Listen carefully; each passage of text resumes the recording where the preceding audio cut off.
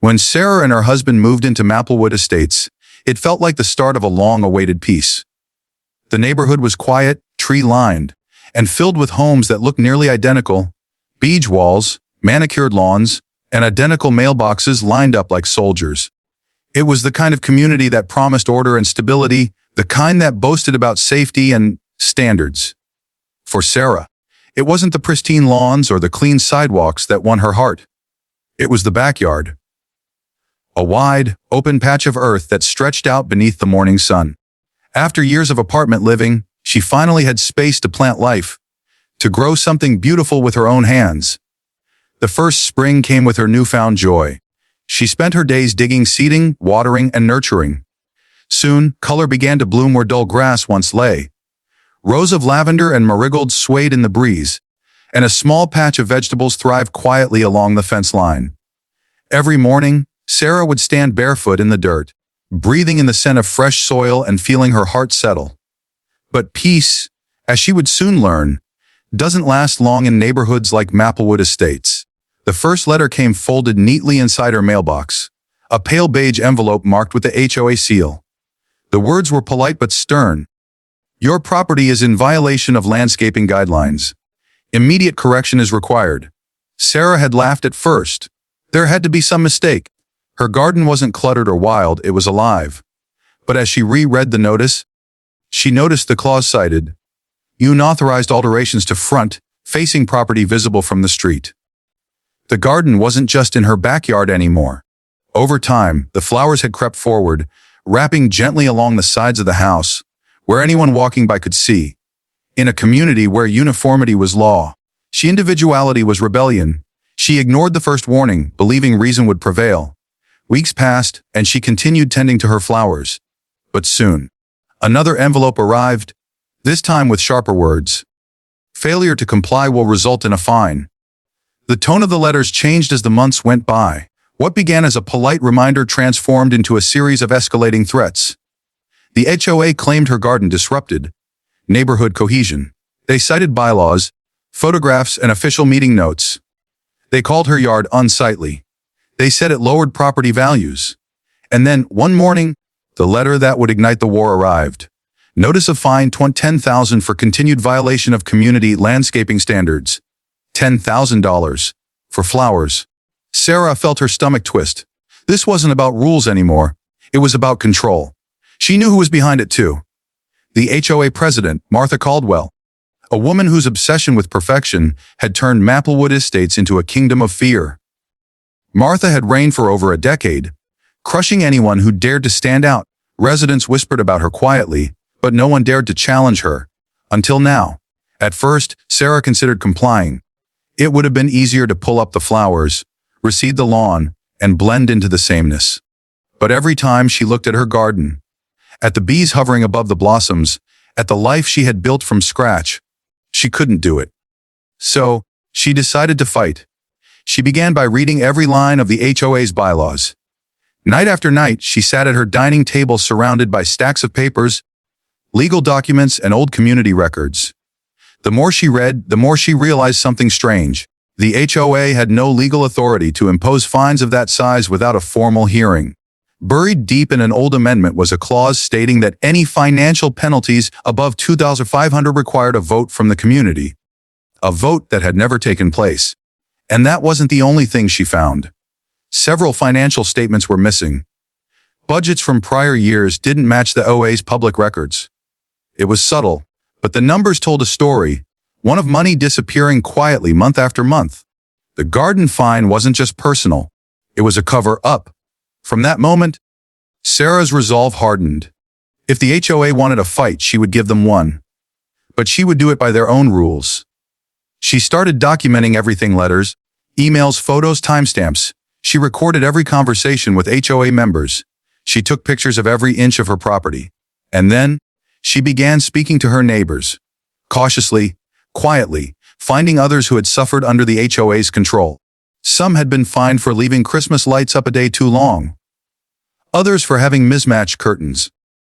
One neighbor had even been forced to repaint her door because the color didn't align with community palette standards. They were all too scared to fight back. But Sarah wasn't. Her garden had become more than a hobby. It was a statement, a symbol of resistance against the suffocating uniformity that ruled their lives. Every flower was defiance. Every leaf, a quiet protest. The HOA didn't expect her to push back. They thought she would fold under pressure like everyone else. But Sarah had something they didn't: determination and a sharp mind. One evening, as the sun dipped below the horizon and her garden glowed gold in the fading light, Sarah made a silent promise. She would not only save her garden, she would expose everything the HOA was hiding. The next morning, she printed out her first batch of documents, proof of the missing funds and the illegal fine. She placed them neatly into a binder and prepared to attend the next HOA meeting. The same meeting where Martha Caldwell would be waiting, confident, unchallenged, and unprepared for what was coming. Sarah wasn't just fighting for flowers anymore. She was fighting for freedom. And in a neighborhood obsessed with control, there's nothing more dangerous than a woman who refuses to obey. The night of the HOA meeting arrived cloaked in that false calm that only quiet neighborhoods seem to possess. The cul-de-sacs glowed under neat street lamps, driveways were spotless, and the air smelled faintly of cut grass and conformity. But beneath that picture-perfect surface, tension pulsed like a hidden current. Sarah parked her car at the community clubhouse, binder in hand. Inside those papers lay weeks of sleepless nights, careful research, and quiet rage, the proof she had collected of an HOA run not by rules, but by arrogance. She entered the building where folding chairs were neatly aligned, a table at the front reserved for the board, and a banner that read, "Maintaining Excellence in Maplewood Estates." Behind it sat the board members, with Martha Caldwell at the center. Martha looked exactly as Sarah had imagined, poised, polished, and perfectly confident in her authority. Her pearl necklace gleamed under the fluorescent lights like a badge of power. Residents filled the room slowly, murmuring about new landscaping fees, trash collection schedules, and other trivial matters. Sarah sat quietly in the back waiting. She wasn't here for small talk. She was here to dismantle an empire built on control. The meeting began with routine updates. Budgets were discussed, minor complaints were brushed aside, and every decision was passed with the same hollow efficiency. But when Martha reached the agenda item labeled landscaping violations and fines, the energy in the room shifted. Martha's voice carried authority, polished, rehearsed, and tinged with superiority. She spoke of the importance of aesthetic harmony, of community integrity, and how certain residents were disregarding those values. Her words were aimed directly at Sarah, even if her eyes didn't look that way. Then, without hesitation, Martha announced, "A homeowner has refused to comply with corrective landscaping orders and will be fined accordingly. $10,000. A few heads turned. A murmur spread through the room. $10,000 was more than most people paid in property taxes. The number sounded absurd out loud, even to those accustomed to HOA tyranny. Sarah rose from her chair, calm but unyielding. The soft scrape of her shoes echoed as she walked to the front of the room. Binder pressed to her chest. The murmurs grew louder. Everyone could sense it. Something different was happening tonight. She stood before the board, her eyes meeting Martha's. And then she began. Her voice was steady, deliberate. She spoke of the flowers, the letters, the fines.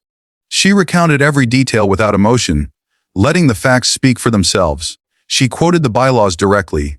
The clause stating that no fine exceeding $2,500 could be imposed without a community vote. Martha shifted slightly in her seat. Then came the documents, the missing budgets, the mismatched financial statements, the years of quiet discrepancies that hinted at something darker. Sarah placed copies on the board's table one by one, each page a quiet accusation. The room fell silent except for the rustle of papers. For the first time, Martha's mask slipped. Her confident posture wavered. She reached for the documents, flipping through them quickly, her lips tightening as the inconsistencies came into view. Sarah didn't need to raise her voice. Her composure was her weapon.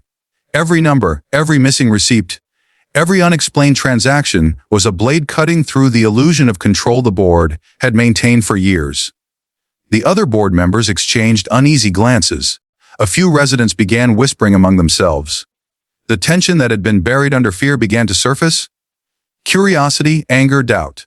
Martha attempted to regain control, dismissing Sarah's findings as misinterpretations, claiming that financial matters were complex. But Sarah was prepared. She referenced state HOA regulations, citing transparency requirements and the right of homeowners to access financial records. She wasn't just defending her garden anymore. She was defending every homeowner in that room. The murmurs turned to questions. People began asking about their own fines, their own complaints that had gone unanswered. Someone mentioned a late fee that had never been explained. Another recalled a special assessment that appeared one year and vanished the next. The board's control began to crack. Sarah stood her ground, never once raising her voice, never once letting anger cloud her precision. She didn't need to win through fury. Truth was enough. By the end of the meeting, the room had turned against Martha. The board, cornered by the growing unrest, a grievance, the fine, and recess, the HOA's financial transparency. It was an empty promise, and Sarah knew it. But something far more important had been accomplished that night. The illusion of the HOA's untouchable authority was broken. When she walked out of the clubhouse into the cool night air, her heart pounded with adrenaline. She had stood against the system, and she had survived the first round. But as she reached her car, she noticed something unsettling. A black SUV sat parked across the street, engine idling, headlights dim. She couldn't see the driver, but she could feel the weight of a stare through the windshield. She hesitated, a chill crawling up her spine, then got in her car and drove away. The SUV didn't follow, but the unease lingered.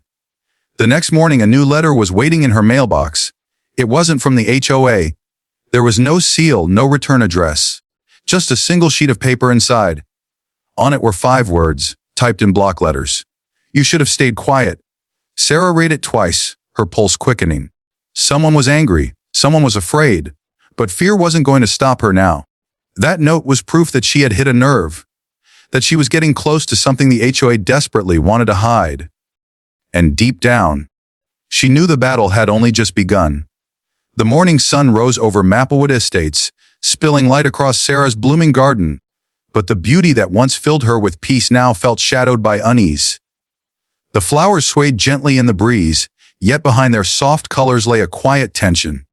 The letter from the night before still sat on her kitchen table, its sharp, typed words burned into her mind. You should have stayed quiet. It wasn't a random act. Someone wanted her to stop digging. Someone was watching. Sarah tried to calm herself by falling into routine, watering, pruning, tending to her plants. The familiar rhythm should have been comforting, but now every sound, every car door, every voice, every camera click from a neighbor's phone made her skin prickle. Maplewood had always been quiet, but now the silence felt deliberate, as though the whole neighborhood was holding its breath. Later that day, she decided to go for a walk. She needed to see things from another angle. Not just her own yard, but the people, the homes, the subtle patterns that might reveal something about the HOA's hidden operations.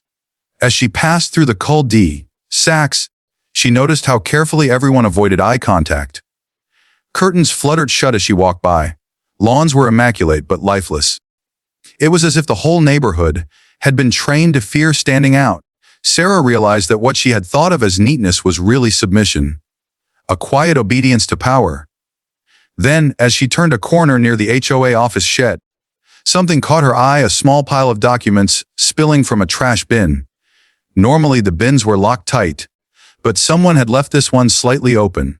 Papers fluttered in the wind, reports, invoices, meeting notes. Most were routine, but one name kept appearing at the bottom of several pages: Martha Caldwell. Sarah's heart beat faster. She looked around to make sure no one was watching, then quickly gathered the papers and folded them under her arm before heading home. When she spread them across her kitchen table, she saw what she had been hoping for, and what she had been dreading. The documents included a list of maintenance reimbursements and emergency landscaping projects that had supposedly been completed in the last 3 years. The problem: the companies listed didn't exist. Their addresses were fake. Their registration numbers were missing. And each payment had been signed off personally by Martha. Tens of thousands of dollars had been funneled into nothing. The HOA wasn't just overreaching, it was stealing. Sarah knew she couldn't go public yet. She needed to gather everything before confronting them again. But someone already knew she was investigating, and the letter had made it clear. They wouldn't stay passive for long. That night, while reviewing the documents in her living room, she heard a faint rustling outside her window. Her garden lights flickered softly, and the motion sensor light near the fence blinked on. She froze, listening. Footsteps crunched softly on gravel, slow, deliberate. Then silence. She moved toward the window, pulling back the curtain just an inch. In the dim light, she caught a glimpse of movement near her garden gate. A shadow, tall, indistinct, slipped out of sight just as quickly as it had appeared. Her first thought was that it might be Martha or one of her enforcers. But what kind of HOA president sent threats in the night? What was so important that they'd risk being seen? The next morning, she walked outside to inspect the yard. At first glance, everything looked normal. The roses glistened with dew, the lavender shimmered, and the vegetable patch was thriving. But when she knelt to trim a rosebush, her hand brushed against something hard buried just beneath the mulch. She brushed away the soil, uncovering a small black, rectangular object, a camera, half covered, with its red light faintly blinking. It wasn't hers. Sarah's breath caught.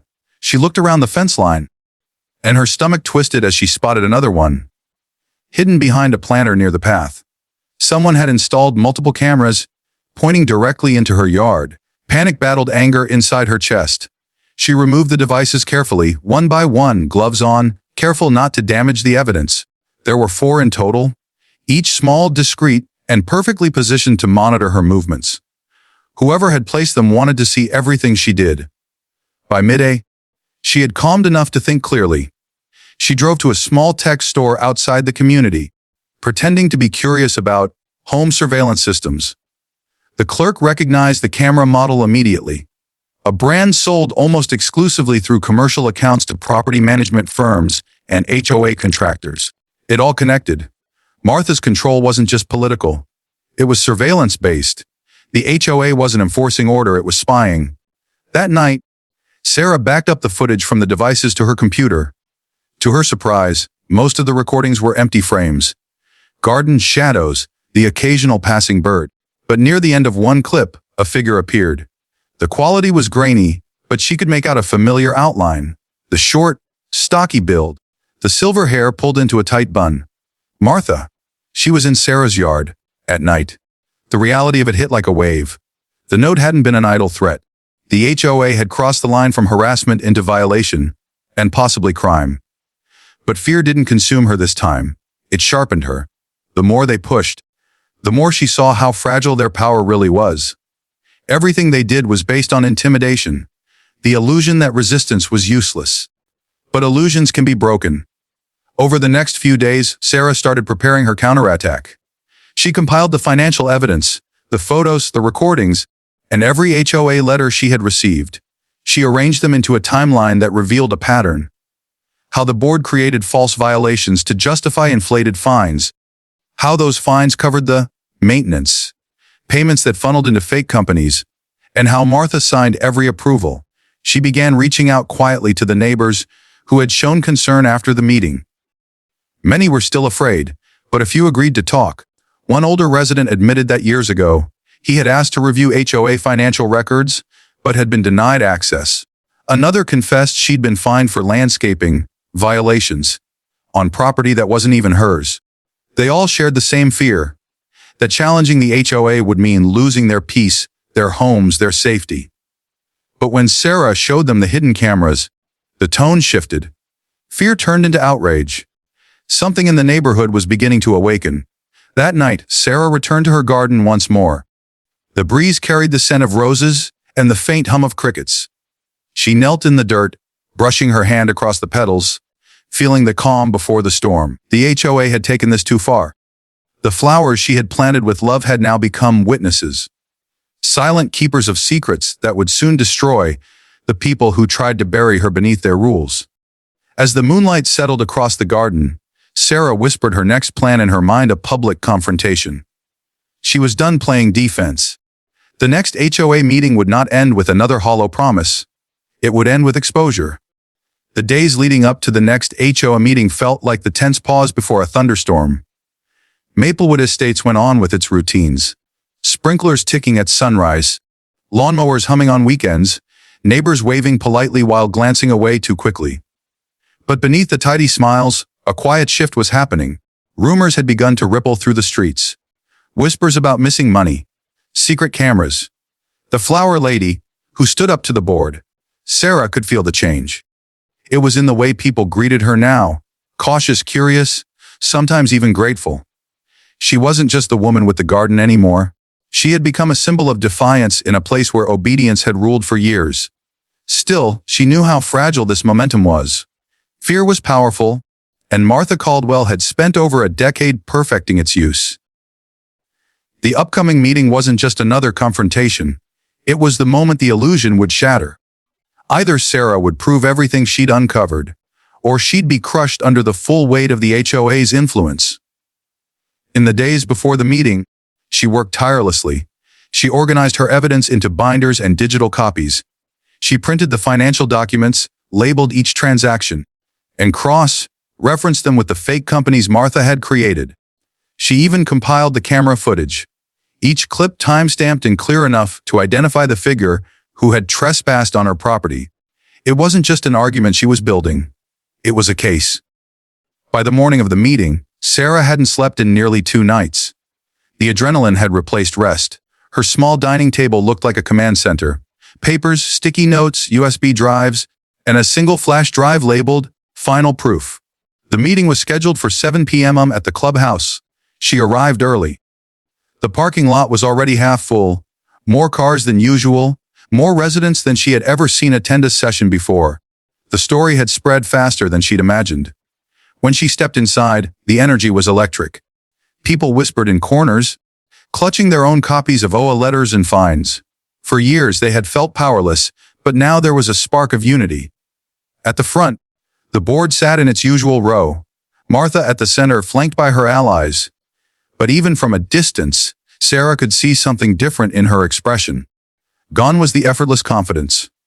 Martha's smile looked forced, her posture stiff, her fingers tapping the table in barely contained irritation. The meeting began in routine order, as always, minutes from the last session, agenda items, property updates. But the atmosphere was different this time. The residents weren't passive anymore. They were waiting. When Martha finally reached the item labeled Community Violations and Financial Review, Sarah stood. She didn't ask permission to speak. She simply walked to the front, carrying her binder. The quiet murmur in the room dimmed until there was nothing but the soft rustle of her papers and the low hum of the overhead lights.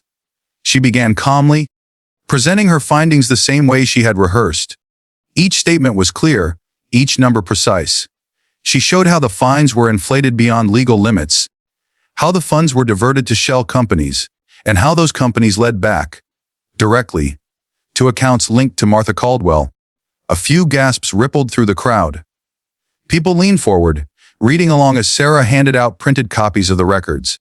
The HOA's facade of order and legitimacy began to crumble, piece by piece, in front of everyone. Martha interrupted several times, her voice sharp and dismissive, accusing Sarah of misunderstanding complex administrative matters.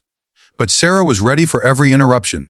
She responded with evidence, copies of the HOA bylaws, bank statements, and even photographs of the camera devices found in her garden. When she played the security footage from one of the hidden cameras, the room erupted.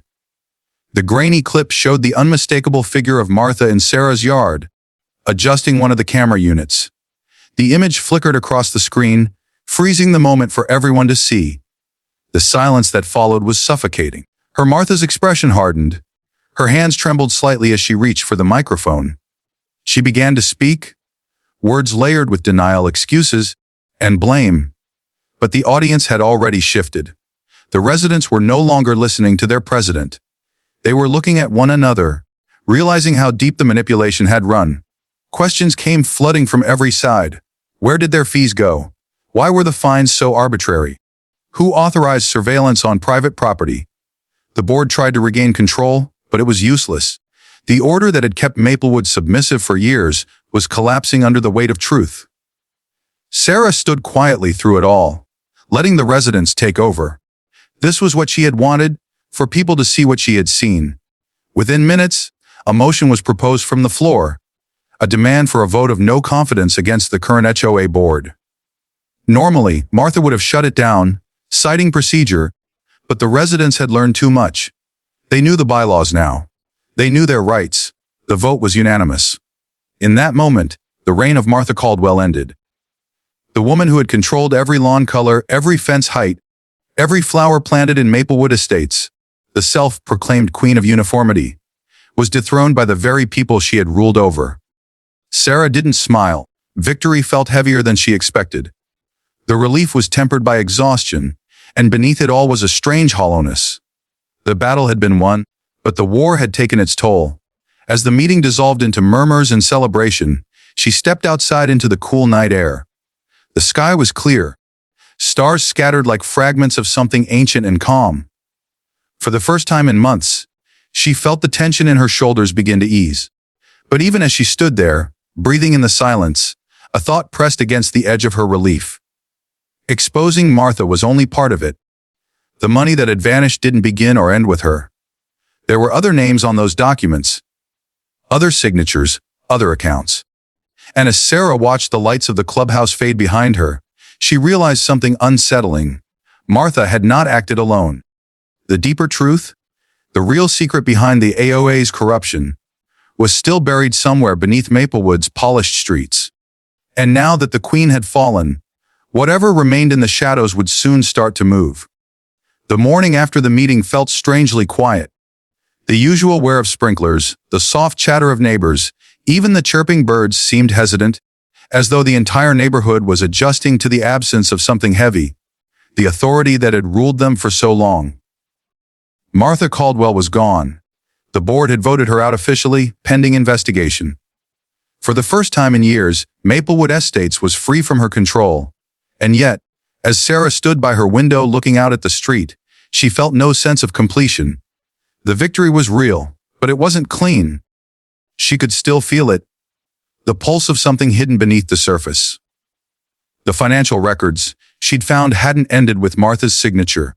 There were other approvals, other initials, payments authorized by maintenance subcommittees that technically didn't exist. It wasn't just one woman's greed. It was a network. That realization gnawed at her. She spent the next few days combing through the remaining documents, cross-referencing every transaction, every code, every contractor name she could find. Slowly, a new pattern emerged. One name kept resurfacing: BrightPath Management Solutions. According to the HOA's paperwork, BrightPath was a third-party firm handling property maintenance and landscaping oversight. They had been listed on almost every major expenditure for the past 5 years. But when Sarah searched for the company online, she found nothing. No website, no address, no contact number. It didn't exist. Yet the payments to BrightPath totaled nearly $500,000. Someone had created an entire fake company to drain the HOA's funds, and Martha had been their front. Sarah knew what that meant. If she had destroyed Martha, whoever controlled BrightPath wouldn't stay silent. That night, as she sat at her desk surrounded by papers, a sudden crash echoed from outside. She jolted up. It sounded like metal hitting pavement, her mailbox. When she stepped outside, the cold air bit her skin. Her mailbox door hung open, bent at the hinges, the metal dented inward. The letters inside were scattered across the road. A small, folded note lay among them. No envelope. Just 2 words written in thick black ink. Last warning. Her heart thudded once hard. She scanned the street, but the road was empty, the neighboring houses dark. Whoever left it was already gone. Sarah collected the letters, closed the broken door, and went back inside. The fear was real, but it wasn't paralyzing anymore. She had been threatened before. Now she knew what those threats meant. She was close. If BrightPath didn't exist, someone had to be creating those invoices and collecting the money. And she had an idea where to look. The HOA's old server. After the meeting, the board had turned over the association's documents to an interim committee. Sarah, now a volunteer advisor, had limited access. It was supposed to be a temporary measure until a new president was elected, but that small window of access was all she needed. She spent hours digging through digital records, most of which were mundane, but buried in an archived folder labeled Vendor Correspondence. she found a string of old emails between Martha and someone identified only as J. Fisher. The messages were encrypted but not completely secure. When she decrypted the attachments, her blood ran cold. Invoices, transfer confirmations, payment authorizations, all bearing Martha's signature. But every transaction ultimately routed to an offshore account belonging to Jonathan Fisher, a name Sarah recognized immediately. He wasn't a stranger. Jonathan Fisher was the developer of Maplewood Estates, the man who had built the neighborhood 2 decades ago, then stepped back after transferring control to the HOA. In reality, he had never left. He just found a way to keep making money from it quietly, long after the construction had ended. The scheme was elegant. The HOA collected dues. Brightpath Management, his fake company, billed the HOA for maintenance. The money flowed from residents' pockets to Fisher's offshore accounts. Martha had been his enforcer, silencing dissent and manufacturing fines to keep the income steady. Now that Martha was gone, the system was exposed. Fisher had everything to lose. Sarah realized she had uncovered something far bigger than a community dispute. This wasn't about garden fines or petty control. It was about embezzlement, fraud, and decades of deceit. The next morning, she printed everything. The emails, the routing slips, the account connections. She knew she couldn't take this to the new HOA board yet. They were still fragile, disorganized, and frightened. She needed leverage first. She decided to go straight to the source. Jonathan Fisher still owned an office downtown, a shell company's address listed in public records. She drove there on a foggy afternoon, the sky heavy with the scent of rain. The building was old, brick-faced, nearly empty. A single gold plate read, Fisher and Associates Realty. Inside, the reception area was quiet. The lights buzzed faintly overhead. Behind the front desk sat an older man, Fisher himself. Gray hair slicked back, eyes sharp, the kind of face that had once sold homes with promises of happiness and safety. He looked up when she entered. The brief flicker of recognition in his eyes told her he knew exactly who she was. He didn't speak. She didn't either. She simply placed the folder on the counter between them and watched his expression harden as he flipped through the pages. When he looked back up, there was no denial in his face, just calculation. The look of a man measuring the cost of exposure. Sarah didn't need to say a word. She had already won this round. When she left the building, the rain began to fall. Slow at first, then harder, washing across the windshield as she drove home. For the first time, she felt the weight of everything she had set in motion. She had pulled back the curtain on a system built on greed, and now every player in that system was desperate to protect themselves. That night, she sat by the window again, watching the rain soak her garden. Lightning flashed briefly, illuminating the rows of flowers that had started it all. They looked almost defiant under the storm, unbending alive. Her phone buzzed beside her. A new email notification appeared. No sender, no subject. Just one line of text inside. You're in over your head, Sarah. She stared at it for a long time. Then, without hesitation, she clicked download attachment. Inside the file was a photo, a grainy image of her garden taken that very night, timestamped just minutes earlier. Someone was outside. She rose slowly, her heartbeat steady but fierce. The storm roared louder, wind howling through the trees, lightning flashing again. She turned off the lights, stepped to the back door, and looked out into the darkness. The garden swayed under the rain. The roses glimmered in the lightning. But somewhere beyond them, just past the fence, a shadow moved. The war for her garden had begun as a battle against rules and fines. Now it was something much darker. This wasn't about flowers anymore. It was about survival. The storm that night marked the end of something, though Sarah didn't yet know if it was the end of her fight, or the beginning of something even greater. Rain hammered the roof, sliding down the window in jagged streams. Her garden, once her sanctuary, was now the stage for her final act.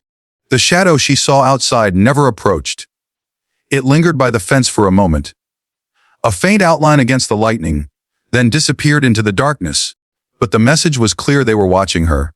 And if she didn't stop, they would make sure she did. Sarah barely slept. By dawn, she had made her decision. She was done reacting. It was time to strike back.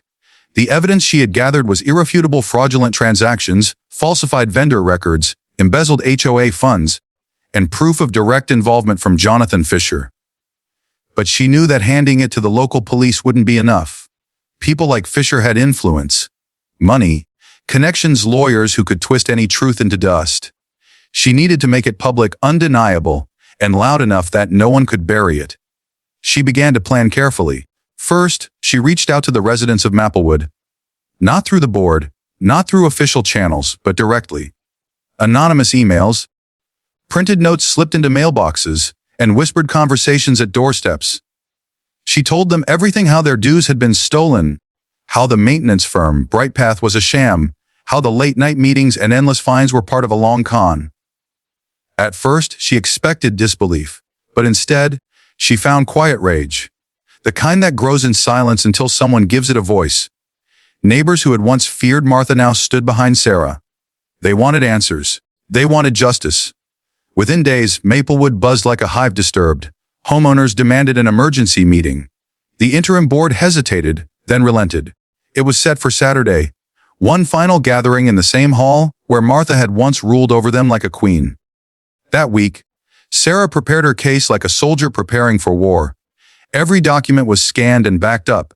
She sent copies to news outlets, real estate regulators, and state auditors.